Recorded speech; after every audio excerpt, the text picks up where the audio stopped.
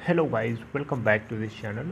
Guys, इस video में हम लोग बात करेंगे बीपीसीएल के बारे में, भारत पेट्रोलियम कॉरपोरेशन लिमिटेड के ऊपर। लेकिन शुरू करें उससे पहले आपसे रिक्वेस्ट करना चाहूँगा, अगर आप इस चैनल को फर्स्ट टाइम देख रहे हैं तो प्लीज़ सब्सक्राइब कर लीजिए और बेल आइकन को ज़रूर से हिट करिएगा ताकि आपको वीडियोज़ की नोटिफिकेशन मिलती रहेंगी और आप सबसे पहले देख पाएंगे। तो बीपीसीएल गाइस, अगर आपने कल भी देखा होगा तो इसके अंदर काफ़ी अच्छी खासी तेज़ी देखने को मिली थी। 475.00 की ओपन प्राइस के बाद 479.90 का हाई बनाता है और 468.50 का लो बनाता है। अपर प्राइस बैंड 514.60 का लगा था और लोअर प्राइस बैंड 421.10 का लगा था। बीपीसीएल का 52 वीक लो है 320.30 का और 52 वीक हाई है 488.00 का। 471.50 के ऊपर कल क्लोज भी हुआ था 0.78% की तेज़ी के साथ, लगभग 14.6 मिलियन और 1,46,56,852 टोटल ट्रेडेड वॉल्यूम है। सिर्फ एनएससी के ऊपर का बता रहा हूँ, जिसमें परसेंटेज ऑफ डिलीवरेबल क्वांटिटीज़ हैं 30.71%। बीएससी के ऊपर देखें तो 7,54,162 टोटल वॉल्यूम ट्रेड करता है, जिसमें 48% के आसपास की डिलीवरी। मार्केट कैप देखें तो बीपीसीएल की है 1,02,301.96 करोड़ रुपए।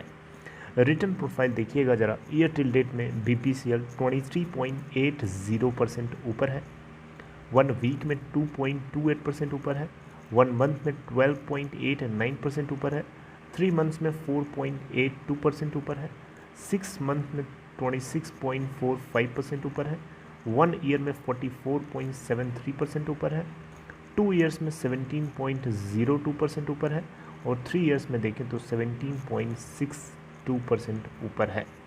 गाइस, Q4 के अर्निंग्स को जब इस कंपनी ने पोस्ट किया था तो एक धमाका हुआ था, आपको बहुत अच्छे से पता है, और इसके अंदर लगातार अपर सर्किट लगता रहा है। बीपीसीएल भारत सरकार प्राइवेटाइज करने वाली है, इसी को लेकर के एक बहुत ही बड़ी अपडेट है, आप लोगों के साथ शेयर करूंगा।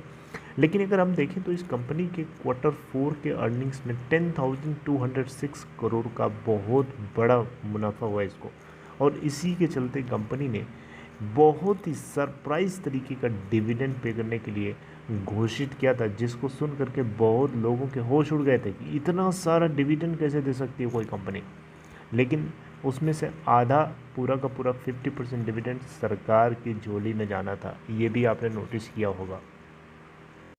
देखिए, BPCL Bharat petroleum corporation limited, सरकार इसको पूरी तरीके से प्राइवेटाइज़ करना चाहती है, और पूरी तरीके से प्राइवेटाइज़ करने का मतलब होता है कि इसका जो पूरा का पूरा मैनेजमेंट है वो किसी प्राइवेट कंपनी के हाथों में दे दिया जाएगा। अब वो प्राइवेट कंपनी इंडिया की हो कोई ज़रूरी नहीं है, वो फॉरेन डायरेक्ट इन्वेस्टमेंट पॉलिसी, जिसको हम एफडीआई पॉलिसी भी बोलते हैं, अब सरकार एफडीआई पॉलिसी को अलाउ कर सकती है पूरा का पूरा इसका स्टेक जो है 52.98% की हिस्सेदारी पूरी की पूरी बेचने के लिए।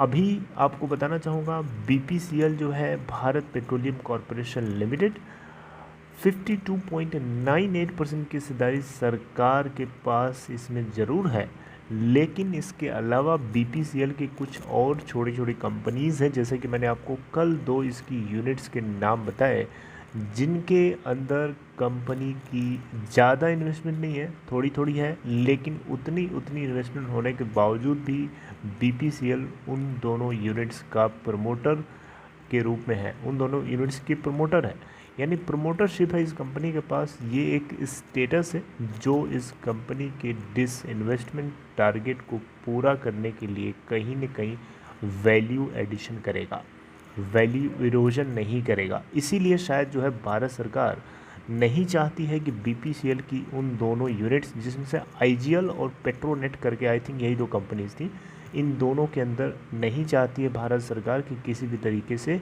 स्टेक सेल करे, ताकि बीपीसीएल की पार्टनर जो प्रमोटरशिप है वो ना जाए, क्योंकि उसका जाना वैल्यू इरोड करेगा बीपीसीएल को सेल करने में, राइट। कम इनको अमाउंट रिसीव होगा 52.98% की हिस्सेदारी को बेचने में, इसीलिए शायद गवर्नमेंट ने ऐसा फैसला लिया है। अब यहाँ पे देखिए इस अपडेट के जरिए मैं बता रहा हूँ, आप देखिए लिखा है गवर्नमेंट में अलाउ 100% एफडीआई इन बीपीसीआर।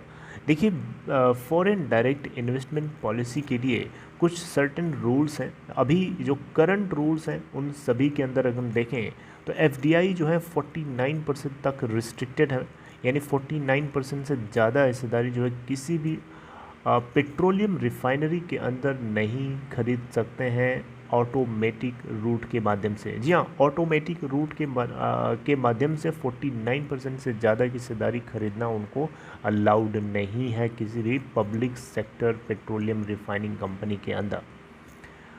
ठीक है, तो यहाँ पे जो है विदाउट एनी जो भी है यहाँ पे बेसिकली सरकार इसी पॉलिसी के अंदर जो है कुछ ऐसा चेंज करना चाहती है, एफडीआई पॉलिसी, या जिसको हम फीमा प्रोविज़न यानी FEMA भी बोलते हैं, जिसके अंदर ये इस तरीके का चेंजमेंट करना चाहती है भारत सरकार की एफडीआई को 100% जो है अलाउंस मिल सके इन बीपीसीएल के अंदर।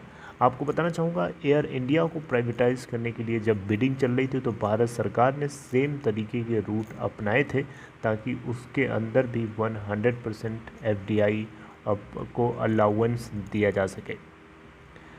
ये प्रपोज जो अमेंडमेंट होगा, भारत सरकार इसके अंदर स्टैंड अलोन प्रोविज़न को इंक्लूड करेगी ताकि 100% एफडीआई को ऑटोमेटेड रूट के माध्यम से PSU petroleum and natural gas sector के अंदर अलाउंस दिया जा सके प्राइवेटाइजेशन के लिए। अब इसके लिए बहुत सारे कई राउंड मीटिंग हो चुकी है, जो जितने भी मिनिस्ट्रीज़ हैं जैसे कि department of investment and public asset management DIPAM, जैसा कि मैंने आपको बताया है कि ये गवर्नमेंट की एक ऐसी बॉडी है जो इन्वेस्टमेंट और डाइवेस्टमेंट दोनों के लिए काम करती है सरकार के लिए। DIPAM और डिपार्टमेंट ऑफ इकोनॉमिक अफेयर्स और Department of Promotion of Industry and Trade, इन सभी के बीच में बहुत बार मीटिंग हुई है लास्ट के कुछ हफ्तों में, और सुनने में आया है कि जो डिपार्टमेंट्स हैं वो सारी की सारी बातों में एग्री हो चुके हैं एक फाइनल प्रपोज़ल के ऊपर, और फाइनल डिसीजन जो है जल्दी ही बाहर आएगा। ठीक है, और जितने भी सोर्सेज हैं उनके अकॉर्डिंग पता चला है कि DIPAM जो है जल्दी ही अनाउंस करना चाहता है जो BPCL की बिडिंग प्रोसेस स्टार्ट हो उससे पहले पहले। भारत सरकार जो है BPCL के अंदर 52.98% की हिस्सेदारी ओन करती है और इसके अंदर पूरी की पूरी हिस्सेदारी ये बेचने वाली है, राइट। और इसके लिए बहुत सारे बिडर्स ने इंटरेस्ट दिखाया है, जिससे वेदांता और जितने भी हैं, मैं आपको यहाँ पे नाम नहीं लूँगा क्योंकि मुझे याद नहीं है, मैंने आपको आई थिंक बताया था लास्ट टू लास्ट आर्टिकल के अंदर, लास्ट टू लास्ट कंटेंट के अंदर। ओके, सो फाइनेंशियल बिड जैसे स्टार्ट होगी तभी पता चलेगा कि क्या एक्चुअली में होने जा रहा है, लेकिन उससे पहले ये एफडीआई पॉलिसी के ऊपर न्यूज़ जो है आपको पता चलेगी ज़रूर, क्योंकि department of investment and public asset management की तरफ से ये बात क्लैरिफाई कर दी जा चुकी है। So I'd like to terminate my talks right here regarding this video. I hope you like this content. If you like this content, please give a thumbs up, and if you're interested to open Demat account, there is a link dropped for you in description box, right? Check there and click on that link to open your account in Upstock. See you guys next time, updating something new in next information next video. Till then, take care.